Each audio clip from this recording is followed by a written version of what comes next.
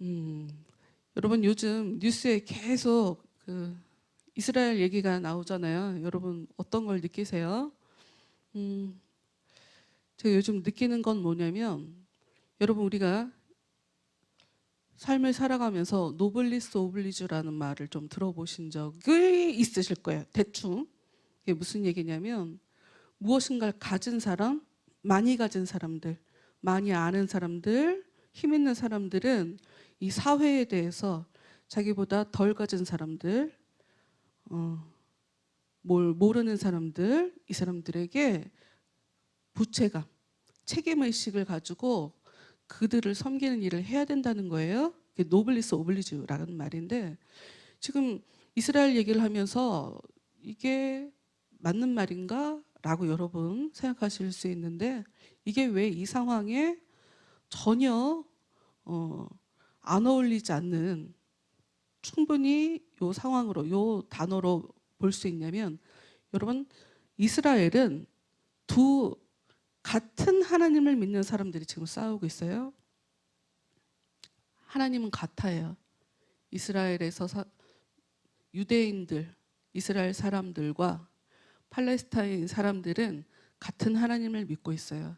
근데 같은 하나님을 믿고 있는 이 사람들은 그러면 하나님에 의해서, 하나님은 우리에게 계속 하나님이 어떤 분이신지를 우리가 계속 가르쳐 주시는 하나님이에요.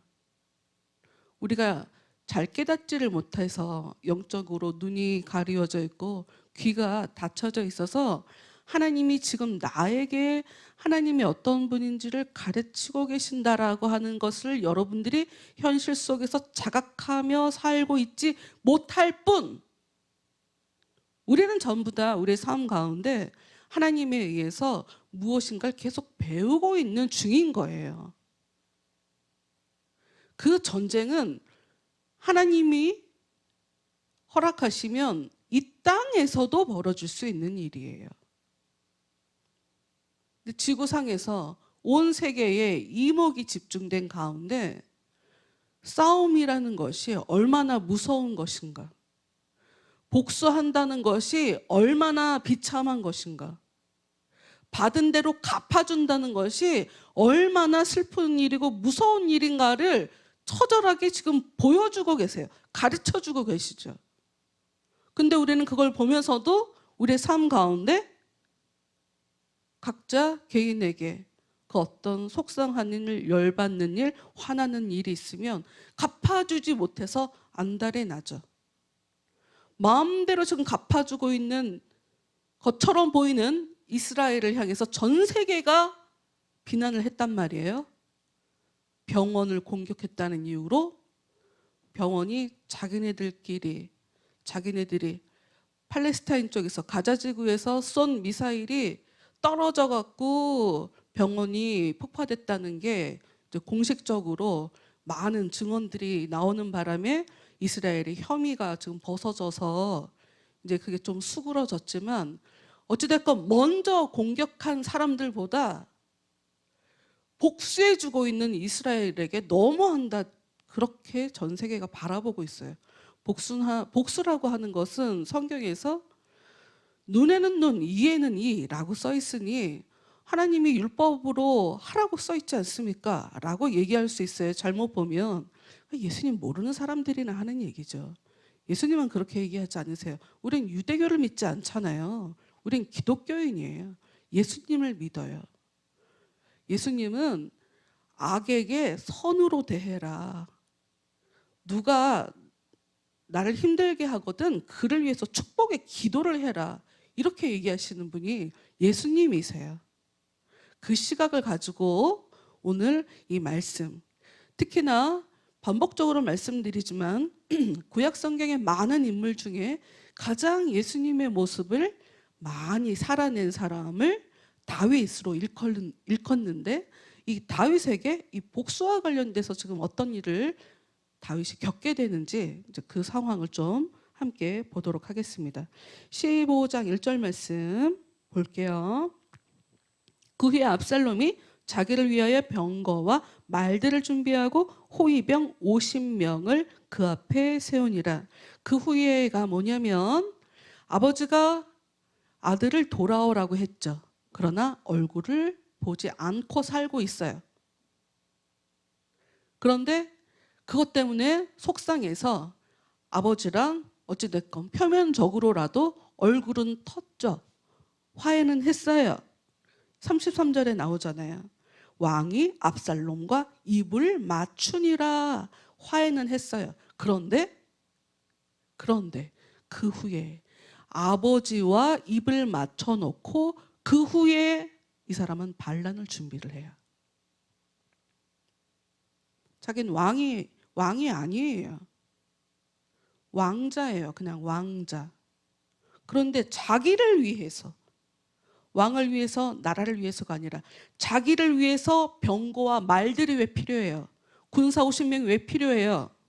이 사람은 반란을 준비한 거예요. 얼마 동안 하냐? 4년을 준비합니다. 2절. 압살롬이 일찍이 일어나 성문 길 곁에 서서 어떤 사람이든지 송사가 있어 왕에게 재판을 청하러 올 때에, 여러분 재판은 지도자가 하는 일이죠. 재판은 왕이 해요. 여러분 솔로몬의 굉장히 유명한 재판 아시죠? 아이 하나를 데리고 와서 엄마 둘이 서로 저의 악입니다 라고 했던 그 장면, 왕은 재판을 하는 자리예요. 여러분 이게 굉장히 중요해요. 성경적으로. 왜?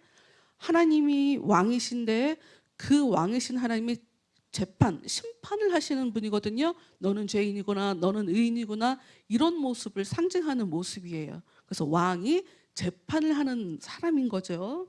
그런데 그 송사가 있어서 왕 앞에 사람들이 나올 때 지금 압살롬이 중간에 끊고 들어와요. 어떻게 하는지 더 읽어보면, 그 사람을 불러 이르되 너는 어느 성읍 사람이냐 하니 그 사람이 대답이 종은 이스라엘 아무 지파에 속하였나이다 하면, 이스라엘 사람이라는 걸 확인을 해요.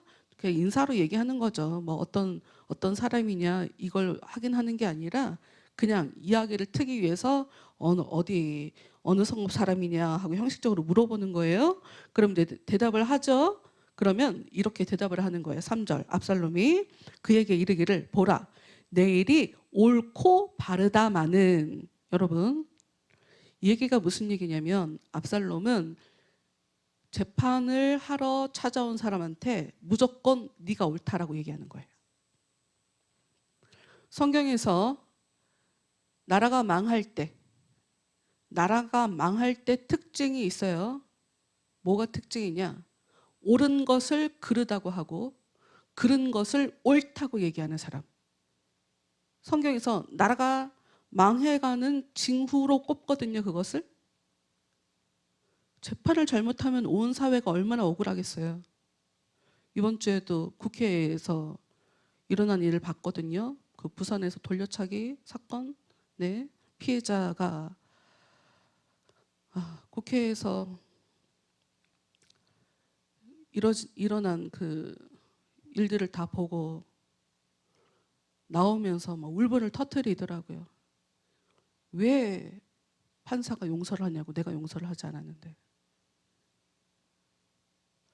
여러분 옳지 않은 거를 옳다라고, 중한 죄를 가볍다라고 여기면 그것처럼 억울한 사람이 일어나지 않아요? 그것처럼 억울한 일이 없어요. 여러분 성경을 깊게 들여다보시면 하나님은 억울한 사람 편이에요. 약한 사람 편이에요. 여러분 하나님만 그러지 않아요. 여러분 지금 설교 처음에 이스라엘 지금 전쟁이 일어나는 걸 얘기했잖아요. 이스라엘에 일어나는 일들을 보면서 국제사회가 지금 어떤 눈으로 바라보고 있어요? 가자 지구에 사는 사람들이 훨씬 더 피해가 많잖아요. 거기가 약자잖아요. 그러니까 거기 지금 편들어 주는 거예요. 그래서 지금 구호물자 들어가고 지금 그러고 있더라고요. 얘네가 먼저 시작했잖아요. 그래도 구호물자 들어가요. 여러분 온 세상은 약한 사람 편이에요. 그걸 아셔야 돼요. 여러분 약하게 사세요. 강하려고 하지 마세요. 강하고 싶죠? 겉으로 강할지라도 마음은 겸손하세요. 약해야 돼요.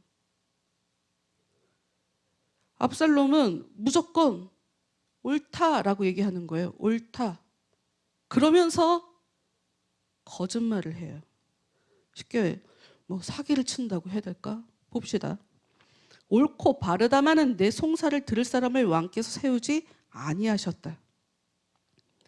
여러분, 보통 왕이 재판을 하고 가끔 가다가 관리들이 있기 때문에 재판관들이 따로 있는 경우도 있어요. 우리나라도 1심, 2심, 3심 대법원까지 가는 것처럼 이 억울함이 해결되지 않으면 왕까지 가죠. 지금 압살롬은 어떤 얘기를 하고 있는 상황이냐면 네 얘기가 옳다. 네가 옳은데 지금 이 성 안에는 너가 옳다고 판결해 줄 재판관이 없다. 좀 다르게 얘기하자면 너의 그 옳음을 옳다고 얘기해 줄, 옳게 판단할 재판관이 없다는 거예요. 그럼 이 얘기가 무슨 얘기예요? 자기 아버지가 재판을 하는데 아버지의 재판이 옳지 않다. 지금 아버지를 지금 돌려서 사람들에게 신뢰를 지금 깎아내리고 있는 거예요. 왕에 대해 믿는 그 마음을. 왜? 백성들의 마음을 지금 다 뺏는 중이거든요. 4절 볼까요? 또 압살롬이 이르기를 내가 이 땅에서 재판관이 되고 누구든지 송사나 재판할 일이 있어 내게로 오는 자에게 내가 정의 베풀기를 원하노라 하고 나는 옳게 재판한다 이거죠. 나는 옳게. 그러니까 나만큼 옳게 재판할 사람이 이 성 안에 없다라고 얘기하는 거예요. 내 아버지보다 내가 더 옳다. 내가 더 현명하다. 지금 이 얘기를 하고 있는 거죠. 5절. 사람이 가까이 와서 그에게 절하려 하면 압살롬이 손을 펴서 그 사람을 붙들고 그에게 입을 맞추니. 스킨십을 하는 거예요. 자기한테 굉장히 호의적인 것처럼 그 높은 사람, 왕자가 와서 내 억울함을 해결해 줄 사람이 자기밖에 없대. 그러면서 자기를 따뜻하게 안아줘요. 입을 맞춰줘요. 어떻게 그 사람 마음을 안 살 수가 있어요. 심지어 외모가 훌륭하다니까요. 외모만 봐도 사람들이 와, 평범한 사람이 아니구나 이렇게 보이는 상황인데 그 대단해 보이는 왕자가 내 편을 유일하게 나만 당신한테 힘이 돼줄 수가 있다고 얘기를 하죠. 6절. 이스라엘 무리 중에 왕께 재판을 청하러 오는 자들마다 압살롬의 행함이 이와 같아서 이스라엘 사람의 마음을 압살롬이 훔치니라. 말씀을 보는 내내 안타까운 것은 과연 다윗이 이 상황을 몰랐을까 하는 거예요. 읽어봅시다. 7절. 4년 만에 4년을 압살롬이 이렇게 산 거예요. 백성들의 마음을 야금야금 자기에게로 돌리는. 4년 만에 압살롬이 왕께 아뢰되 내가 여호와께 서원한 것이 있사오니 청하건대 내가 헤브론에 가서 그 서원을 이루게 하소서. 헤브론은 어떤 곳이냐? 온 이스라엘이 사울이 아닌, 사울의 자식이 아닌 다윗을 우리가 왕으로 인정할 수 없다라고 할 때 유다 지파만 다윗을 인정해 줬어요. 그때 다윗이 기거하며 다스렸던 곳이 헤브론이에요. 고향이에요, 고향. 자기 지파의 중요한 거점이죠. 그곳에 가게 해달라고 압살롬이 얘기하는 거예요. 왜? 자기가 그곳에 가서 왕이 되려고. 그런데 말은 하나님께 기도한 게 있으니 그것을 이루러 제가 가려고 합니다. 아버지 허락해 주세요. 얘기를 하는 거죠. 8절. 당신의 종이 아람 그술에 있을 때에 압살롬이 아버지 피해서 형 죽이고 도망가서 피신해 있었잖아요. 이제 그때 얘기예요. 아람 그술에 있을 때에 서원하기를 만일 여호와께서 반드시 나를 예루살렘으로 돌아가게 하시면 내가 여호와를 섬기리이다 하였나이다. 제가 피신해 있을 때 도망가 있을 때 외국에서 망명에 있을 때 제가 하나님께 기도를 했어요. 돌아오면 하나님 섬기겠습니다. 제가 했습니다. 제가 4년 만에 그 기도를 하나님께 올려드려야 되니까, 제사를 드려야 되니까 아버지 제가 갈 수 있도록 허락해 주세요. 그래서 9절, 왕이 그에게 이르되 평안히 가라니 그가 일어나 헤브론으로 가니라. 여러분, 다시 한번 다윗은 자기가 자식들이 죄를 짓는데 허락하는 일을 또 했어요. 참 희한하죠. 참 이게 너무 얄궂죠. 하나님이 자기가 왕이어서 그런 걸까요? 아버지는 전혀 눈치 못 채고 뭐 자녀들의 범죄하는 사항 하나하나에 전부 다 다윗이 허락하고 해서 그 모든 일들이 벌어져요. 눈치만 챘어도 일어나지 않았을 일인데, 참 이게 하나님은 성경을 보면 신학적으로 굉장히 중요한 얘기가 있어요. 연출하시는 하나님. 하나님은 상황을 연출하시는 분이라는 거예요. 그러니까 눈을 가리고 귀를 가려서 전혀 의심하지 못하도록 상황을 이렇게 만들어 버리시는 거죠. 10절, 이에 압살롬이 정탐을 이스라엘 모든 지파 가운데 두루 보내 이르기를. 보세요. 헤브론에 가는데 정탐꾼을 온 이스라엘 사람들에게 다 보내는 거예요. 온 이스라엘 사람들에게. 너희는 나팔 소리를 듣거든 곧 말하기를 압살롬이 헤브론에서 왕이 되었다 하라 하니라. 이게 어떤 소리입니까? 이거를 요즘 우리가 익숙한 단어로 정의할 수 있어요. 가짜 뉴스. 그렇죠. 여러분, 마태복음도 그렇고 누가복음도 그렇고 종말에 어떤 일이 벌어지나에 대한 것들을 기록하고 있거든요. 거기에 종말에 벌어지는 일들 중 특징적인 게 하나 있어요. 가짜 뉴스가 나타난대요. 가짜 뉴스. 그러면 좀 있으면 종말이 온다는 거예요. 요건 다음에 할게요. 그렇게 써 있어요. 가짜 뉴스. 사람들을 미혹하게 하고 저기 가면 구원을 받을 수 있다. 저기 가면 구원을 받을 수 있다. 이런 가짜 뉴스가 종말이 되면 사람들을 정신 못 차리게 하는 악한 것들이 역사한다는 거죠. 적극적으로 거짓말을 하는 사람들. 요한계시록에 보면 성전에, 하나님의 성전에 들어가지 못하는 사람들의 리스트가 쫙 써 있거든요. 거기 보면 거짓말하는 자가 있어요. 단순하게 거짓말은 그냥 우리가 살다 보면 거짓말 할 때 있지 않습니까? 네, 있죠. 거짓말 하죠. 성경에서 얘기하는 거짓말은 어떤 의미이냐? 악한 것에 도구로 쓰임 받는다 하는 의미가 커요.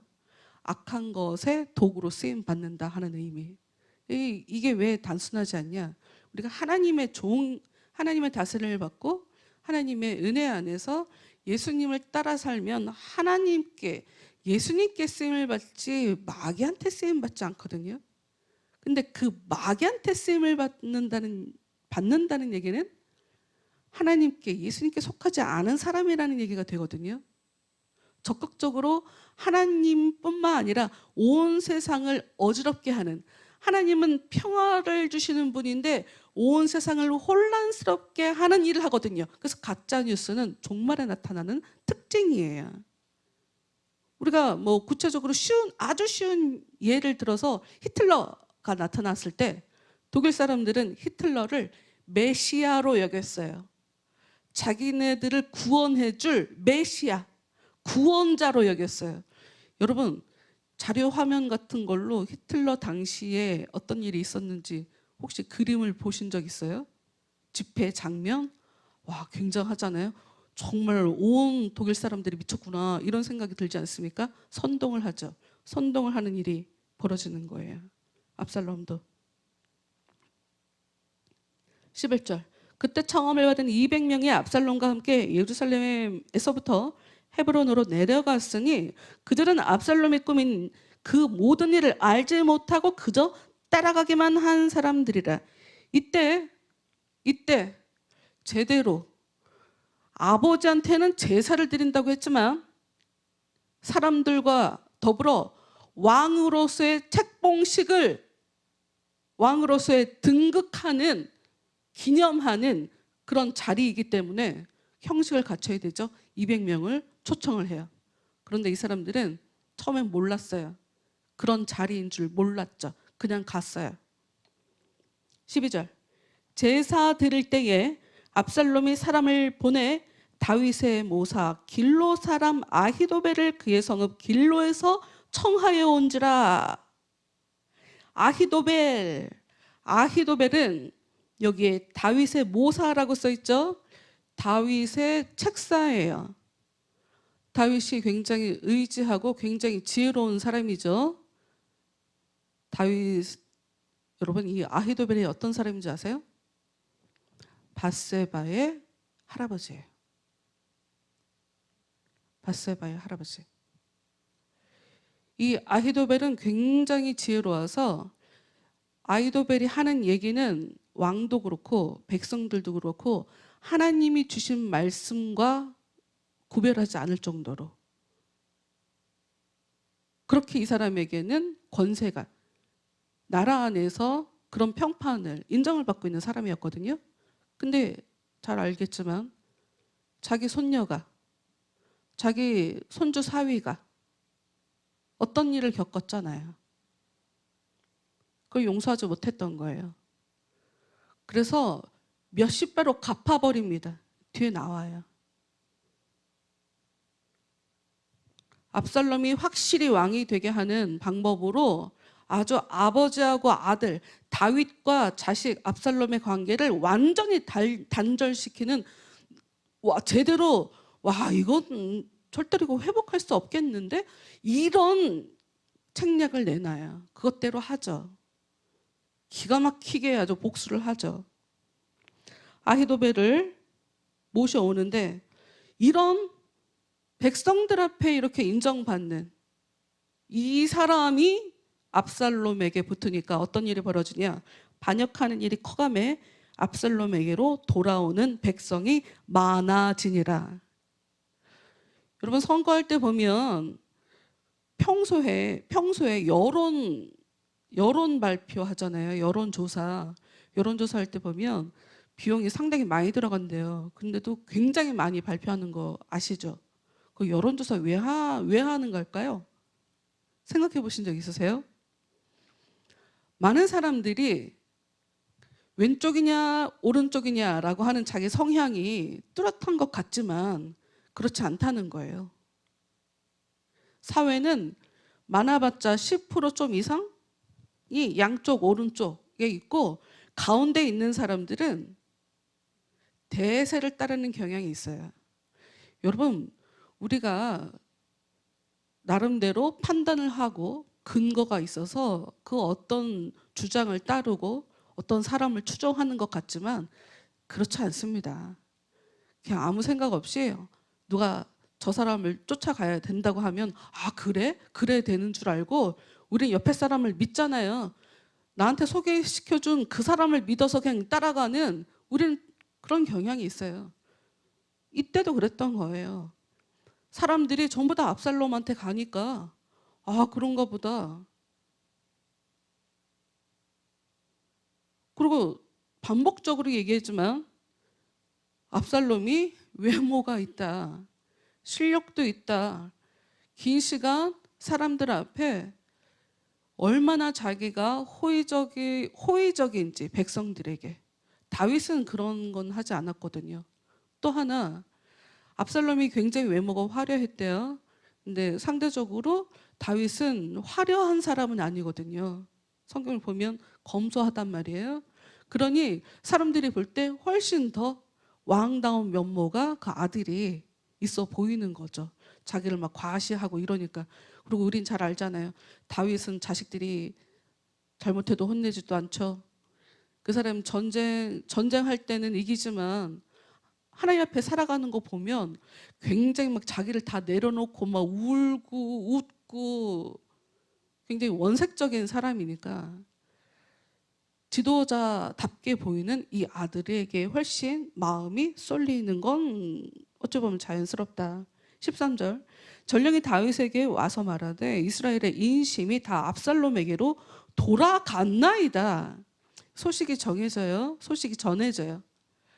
백성들이 전부 다 압살롬 왕자를 따르고 있습니다. 14절 다윗이 예루살렘에 함께 있는 그의 모든 신하들에게 이르되 일어나 도망하자. 그렇지 아니하면 우리 중 한 사람도 압살롬에게서 피하지 못하리라.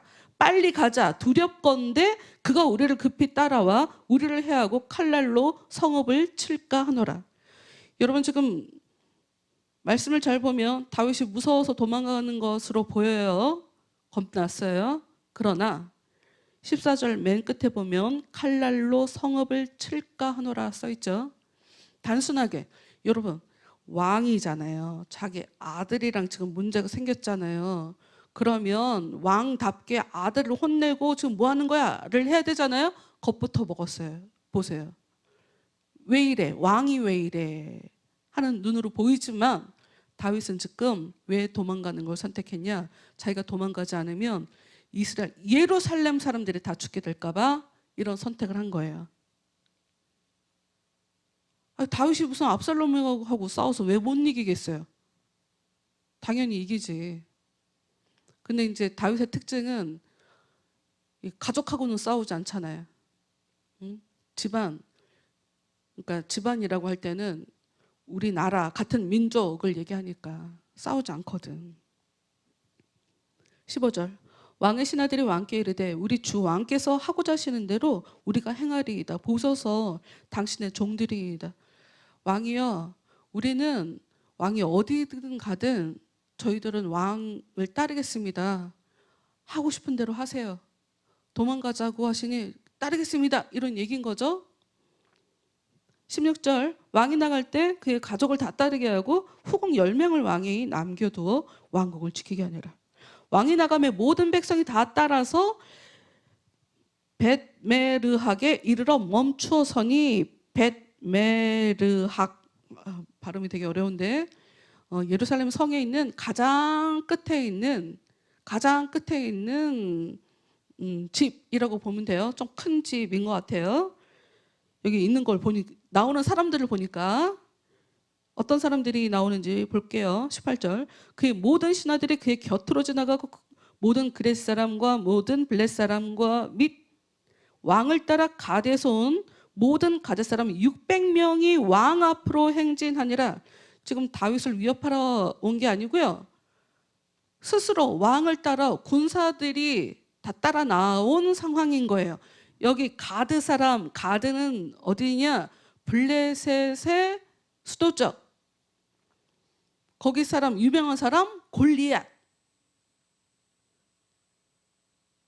그쪽 집안들이 씨가 좋은가 봐. 하여튼 거기 용사들이 있는데 거기 600명이 다 따라 나온 거예요. 근데 거기 그중에 어떤 사람이 있냐? 19절 그때 왕이 가드 사람 이때에게 이르되 가드 사람 이때 군대 장관인데 다윗이 우리가 앞에 말씀에서 봤었는데 전에 몇 달 전에 봤는데 다윗은 그 군대를 세 수로 나눴어요. 그래서 요압, 아비새라고 하는 조카들과 요 한 부대는 요 이때라고 하는 사람에게 맡겼거든요. 거기 군대 장관인 거예요. 참 희한하죠. 자기 민족만 장관으로 세운 게 아니라 블레셋 사람인데도 불구하고 장군으로 세웠죠. 가드 사람이 이때에게 이르되 어찌하여 너도 우리와 함께 가느냐? 너는 쫓겨난 나그네인이 돌아가서 왕과 함께 네 곳에 있으라. 여기 참 희한하게 다윗은 자기 아들을 일컬어 왕이라고 얘기하고 있어요. 참 희한하죠. 왜? 백성들이 다 따르고 있으니까. 20절 너는 어제 왔고 나는 정처 없이 가니 오늘 어찌 너를 우리와 함께 떠돌아다니게 하리요. 너도 돌아가고 내 동포들도 데려가라. 은혜와 진리가 너와 함께 있기를 원하노라 하니라. 그래요. 이제까지는 다윗을 따라서 계속 떠돌아다녔죠. 그런데 지금 다윗은 도망가는 상황이에요. 어디로 도망갈지 아직 정해지지도 않았어요. 그러니 이 사람들까지 자기가 다 책임질 수는 없어요. 그러니 가라. 그 사람들 걱정해서 하는 거예요. 가라. 한 사람도 더 있으면, 한 사람이라도 군대가 더 있으면 자기한테 얼마나 도움이 되겠어요. 그런데 다윗이 자기 아들이랑 싸우겠어요? 안 싸우지. 가라고 하는 거예요. 축복도 해줘요. 근데 21절, 이때가 왕께 대답하여 이르되 여호와의 살아계심과 내 주 왕의 살아계심으로 맹세하옵나니 진실로 내 주 왕께서 어느 곳에 계시든지 사나 죽으나 종도 그곳에 있겠나이다 하니. 여러분, 유대인들이 갖고 있는 이방인들을 바라보는 시각, 이거 좀 독특하죠. 지금 왜 싸우고 있어요? 이스라엘에서 유대인들은 기본적으로 하나님을, 그러니까 이방 종교인 사람들은 전부 다 기본적으로 그 사람 이하로 취급하는 경향이 있다. 더 했죠, 옛날에는 더. 그런데 여러분, 다윗의 증조 할머니가 이방 사람이란 말이에요. 말씀에서 봤죠? 룻, 모압 여인 룻. 이대를 더 올라가면 어떤 사람이 나오냐? 여리고성. 이스라엘 사람들이 가나안 땅에 처음에 들어가 갖고 만나게 된 그 여리고성을 함락하는데 도움을 준 라합이라고 하는 기생이 있어요. 그 사람도 족보 위에 있거든요. 하나님이 이방 사람이랑 결혼했다고 다윗의 아들 솔로몬이 망하게 만들었는데, 근데 잘 보면 다윗의 족보에도 이방 사람이 있어요. 여러분, 단순하게 이방 사람이랑 만났다, 그들과 결혼했다, 이게 문제가 아니에요. 이 사람들이 진심으로 하나님을 믿는다고 하면 전혀 그게 문제가 되지 않는다. 근데 보통 사람이 진심으로 그 종교를 바꾸는 것은 이게 정말 힘든 일이거든요. 그러니 그것 때문에 반대를 한 거거든. 지금 이 사람, 이때는 진심으로 하나님을 믿고 왕을 믿어서 그 이름 앞에 맹세를 하는 거예요. 사나 죽으나. 근데 다윗의 얘기를 봅시다. 22절. 다윗이 이때에게 이르되 앞서 건너가라 하매 가드 사람 이때와 그의 수행자들과 그와 함께한 아이들이 다 건너가고 온 땅 사람이 큰 소리로 울며 모든 백성이 앞서 건너가매 왕도 기드론 시내를 건너가니 건너간 모든 백성이 광야 길로 향하니라. 여러분, 꼭 모세가 백성들을 이끌고 광야로 들어간 것 같은 그런 모습이에요. 울며 이렇게 들어갔죠. 그때 누가 나타나냐? 24절. 보라, 사독과 그와 함께한 모든 레위 사람도 하나님의 언약궤를 메어다가 하나님의 궤를 내려놓고 아비아달도 올라와서 모든 백성의 성에서 나오기를 기다리도다. 이게 무슨 얘기냐면 제사장들이 단체로 나옵니다. 제사장들이 그 아들 압살롬을 인정하지 않아요.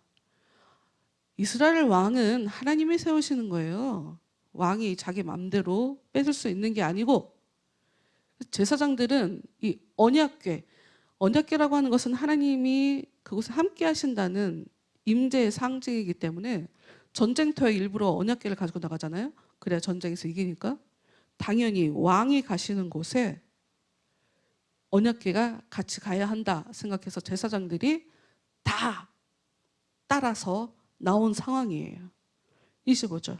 그런데 왕이 얘기합니다. 왕이 사독에게 이르되 보라, 하나님의 궤를 성읍으로 도로 메어 가라. 이제까지 벌어진 사무엘 이후 벌어진 성경의 기록들을 보면 언약궤가 같이 있어야지 이게 하나님이 지켜주신다는 게 아닌가? 그러니 이 언약궤가 같이 있다는 것은 왕으로서의 입지가 전혀 흔들리지 않는다는, 하나님이 이 다윗과 함께 한다는 굉장히 좋은 것이거든요. 좋은 상황이거든요. 그런데 다윗은 도로 가져가래.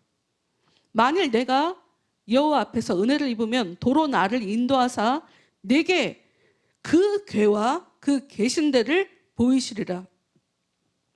다윗은 지금 이 상황 가운데 지금 이 일이 내가 과거에 벌인 내 죄 때문에 일어난 일이라고 받아들이고 있어요. 그래서 하나님께서 허락하시면 난 다시 도로 오게 될 거다. 이걸 믿으면서 26절 요 단서를 붙이죠. 그러나 그가 이와 같이 말씀하시기를 내가 너를 기뻐하지 아니한다 하시면 종이 여기 있사오니 선이 여기시는 대로 내게 행하시옵소서 하리라. 나는 하나님께 모든 걸 맡겼다. 나는 하나님이 이 상황에서 역사하실 것을 믿는다. 여러분, 이런 게 믿음 아닙니까? 아들이 무슨, 아니죠. 이조차도 이 상황에서 모든 것을 역사하시는 그 하나님 앞에 어찌됐건 내가 잘못한 게 있으니, 이 문제 때문에 벌어진 일일 수도 있으니 무조건 아들과 더불어 싸우지 않고 하나님의 손에 자기의 안녕을 내려놓은 상태죠. 27절 왕이 또 제사장 사독에게 이르되 내가 선견자가 아니냐? 너는 너희의 두 아들 곧 네 아들 아히마스와 아비아달의 아들 요나단을 데리고 평안히 성읍으로 돌아가라. 너희에게서 내게 알리는 소식이 올 때까지 내가 광야 나루터에서 기다리리라 하니라. 사독과 아비아달이 하나님의 궤를 예루살렘으로 도로 메어다 놓고 거기 머물러 있으니라. 사독과 아비아달은 자기 아들을 메신저로 다윗에게 보낼 것을 다윗에게 명령을 받고 다시 여호와의 궤를 예루살렘으로 가지고 돌아가요. 다윗은 지금 이 상황에 역사하시는 하나님을 절대적으로 지금 믿고 있는 상황이에요. 그 하나님께 맡기고 있죠. 그럼에도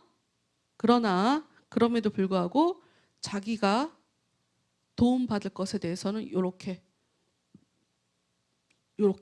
지시를 내리면서 무슨 일이 벌어지면 나한테 소식을 전해달라 얘기를 해요. 30절 다윗이 감람산 길로 올라갈 때에 그의 머리를 그가 가리고 맨발로 울며 가고 그와 함께 가는 모든 백성들도 각각 자기의 머리를 가리고 울며 올라가니라. 여러분, 감람산에서 운 사람 있죠? 신약 성경에 예수님이죠. 십자가에 달리시기 직전에 감람산에서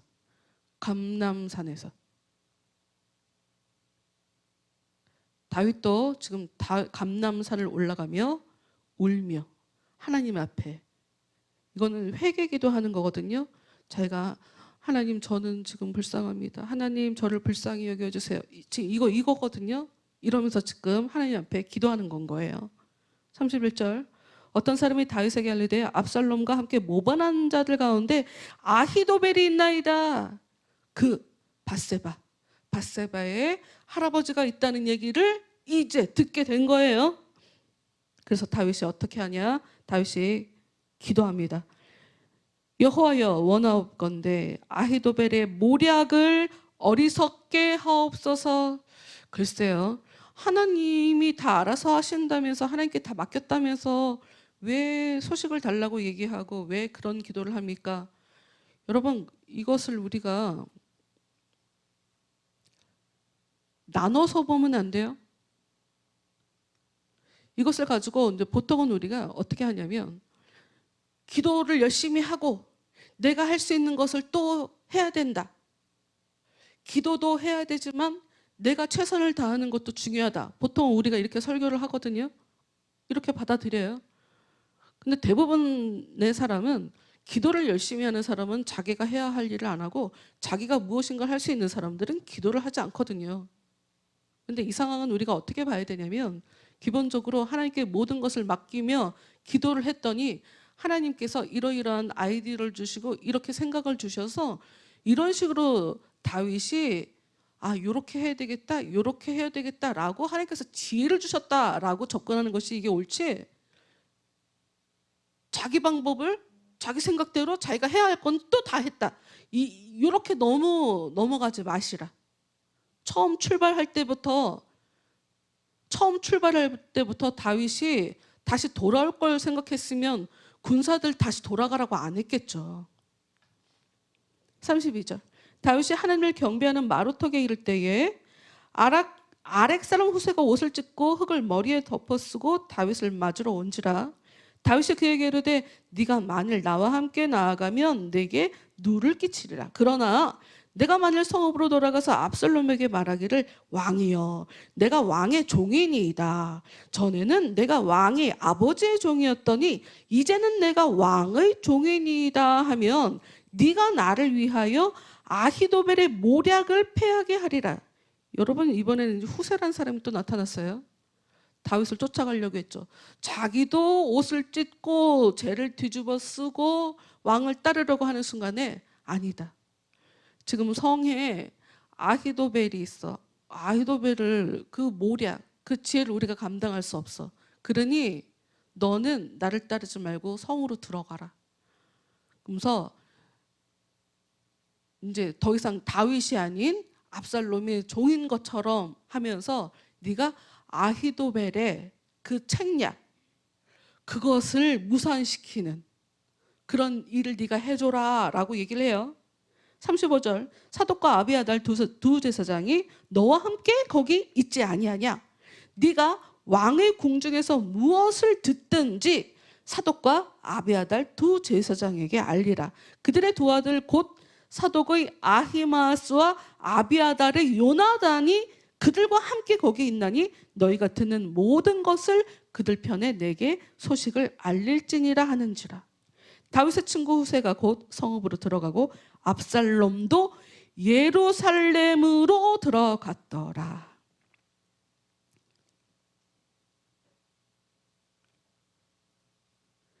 여러분, 다윗이 기도하기 전에 하나님에 대해서 제대로 인정하기 전에는 굉장히 소극적인 것 같고 그냥 도망가고 피하는 사람이고 그렇게만 보였어요.